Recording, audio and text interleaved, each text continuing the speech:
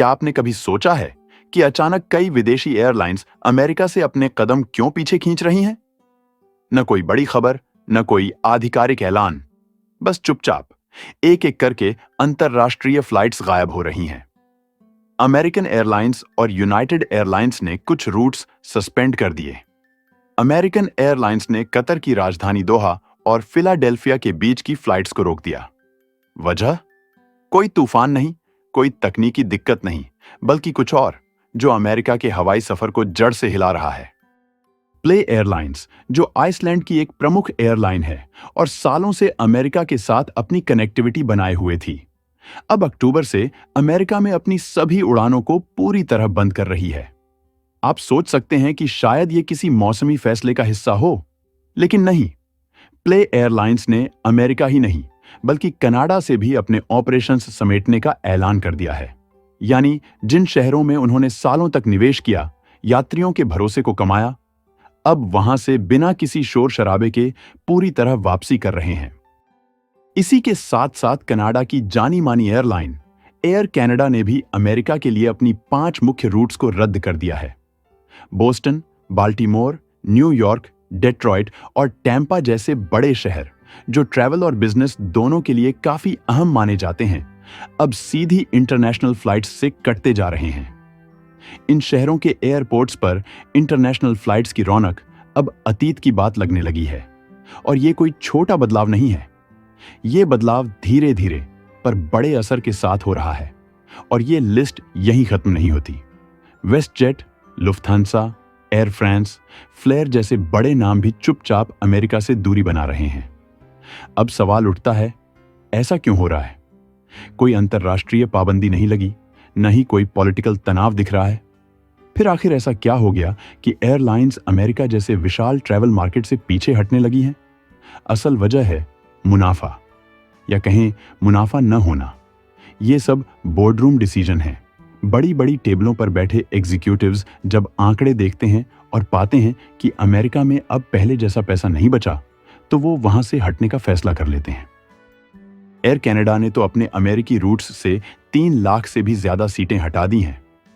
Lufthansa जैसी Europe की दिग्गज एयरलाइन अपने ट्रांसअटलांटिक ऑपरेशंस को 15% तक कम कर रही है और इन्हें अब एशिया और यूरोप की उड़ानों में शिफ्ट कर रही है, जहां मांग स्थिर है और मुनाफा भी बेहतर।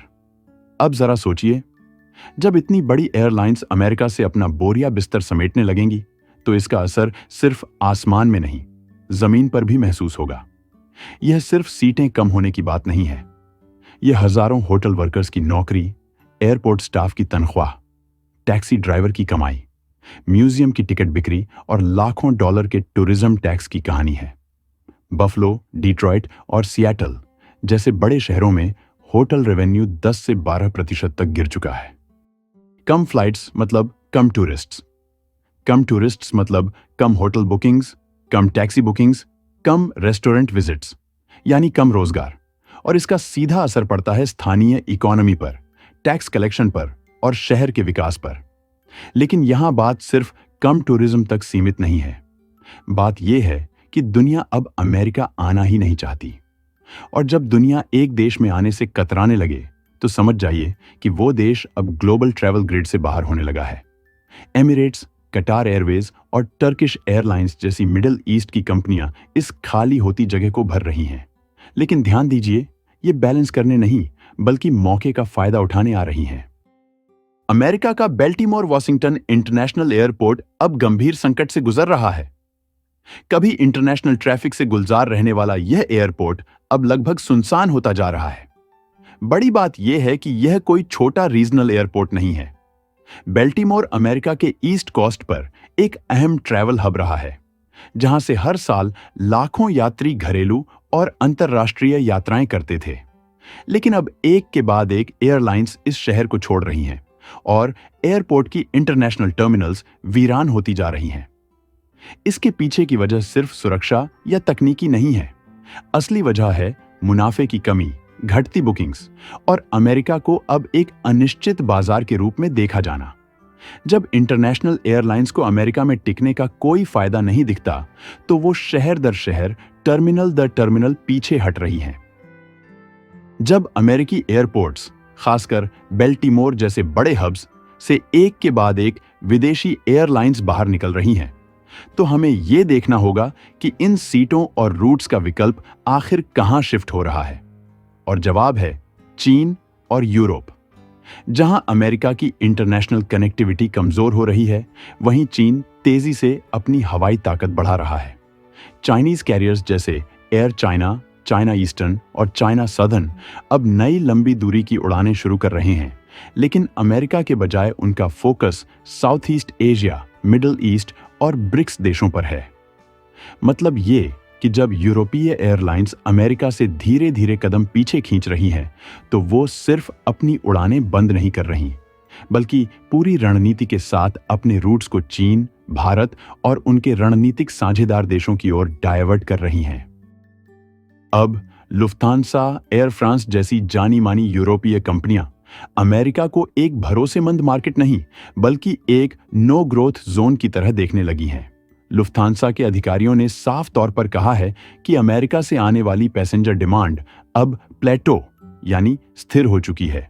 वहां अब कोई विकास या फायदा नहीं दिख रहा। और जब एयरलाइंस को मुनाफा नहीं दिखता, तो वो पीछे हटना शुरू कर देती हैं। इसके उलट वही एयरलाइंस अब India, UAE, south east Asia और सेंट्रल एशिया जैसे देशों में निवेश बढ़ा रही हैं, क्योंकि यहां न केवल यात्रा की मांग बढ़ रही है, बल्कि राजनीतिक स्थिरता और आर्थिक सहयोग भी ज्यादा मजबूत है। एक दौर था जब यूरोपियन यूनियन की ज्यादातर बड़ी एयरलाइंस जैसे लुफ्थांसा, एयर फ्रांस और केएलएम अमेरिका को अपना सबसे अहम इंटरनेशनल ट्रैवल पार्टनर मानती थीं। हर साल लाखों यात्रियों की आवाजाही होती थी और इन्हीं ट्रैफिक से न्यूयॉर्क, लॉस एंजलिस, शिकागो जैसे शहरों की एयरपोर्ट्स फलते फूलते थे। लेकिन अब हालात बदल चुके हैं। जर्मनी, फ्रांस और नीदरलैंड्स की प्रमुख एयरलाइंस या तो अपनी लॉन्ग हॉल फ्लाइट्स को बंद कर रही हैं या फिर उन्हें कटौती के जरिए दूसरे मार्केट्स में ट्रांसफर कर रही हैं। इससे अमेरिका के कई एयरपोर्ट्स सीधे तौर पर प्रभावित हो रहे हैं, जैसे बेल्टीमोर, स्टुअर्ट, डेट्रॉयट और मिनियापोलिस, जहां से अब इंटरनेशनल फ्लाइट्स तेजी से गायब हो रही हैं। और ये जो खाली जगह पैदा हो रही है, उसे भरने के लिए कोई पश्चिमी देश सामने नहीं आ रहा, बल्कि इसका फायदा उठा रहे हैं मिडिल ईस्ट और एशिया के बड़े प्लेयर्स जैसे एमिरेट्स, कटार एयरवेज, टर्किश एयरलाइंस और सिंगापुर एयरलाइंस। ये कंपनियां अब न केवल नई उड़ानें जोड़ रही हैं, बल्कि वे उन शहरों में उतर रही हैं जहां यूरोपियन एयरलाइंस ने कदम पीछे खींचे हैं। यह सिर्फ ट्रैवल नहीं, एक भू राजनीतिक बदलाव है। अमेरिका जहां पहले ग्लोबल ट्रैफिक का केंद्र था, अब धीरे धीरे हवाओं के नक्शे से गायब होता जा रहा है। और चीन, जो कभी अमेरिका के बाद दूसरे नंबर पर आता था, अब खुद को हवाई मार्गों और निवेश दोनों में पहला विकल्प बना रहा है। अगर आप दुनिया के ऐसे बड़े और दिलचस्प बदलावों के बारे में जानना चाहते हैं जो वैश्विक सत्ता के समीकरण को बदल रहे हैं, तो मेरी लेटेस्ट वीडियो जरूर देखें, जिसमें चीन द्वारा रेयर अर्थ सप्लाई पर लगाम कसने और इसके पीछे छिपी ग्लोबल मार्केट को हिलाने वाली रणनीति पर विस्तार से बात की गई है। लिंक स्क्रीन पर है, उसे क्लिक करना न भूलिएगा। वीडियो को लाइक करें, चैनल को सब्सक्राइब करें और इसे अपने दोस्तों के साथ जरूर शेयर करें, ताकि वो भी इन अहम जानकारियों से अपडेट रह सकें। धन्यवाद।